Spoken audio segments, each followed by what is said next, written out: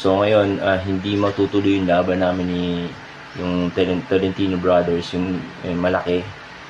Siguro busy siya o ano, may gagawin siya, hindi natin alam anong dahilan. So okay lang yun din, okay lang din yun kasi tingnan mo naman, grabe yung katawan niya, laki, grabe. Pero syempre, lalaban tayo dun. Ang kaso, hindi siya available. Baka busy siya. Yun nga, marami siyang ginagawa. So, ang matutuloy lang dito ngayon, yung next November, si Ricardo Rojo. Nakalaban ko na siya dati, season 4 ng N-Boxing. Shoutout sa'yo, boss. Sana pag nakita tayo sa November, may dala ka ng size 43 na sapatos. Hindi, joke lang. Bahala ka na kung relo, kung okay lang yun. Hindi, biro lang.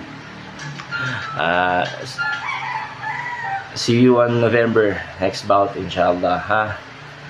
Salamat, boss.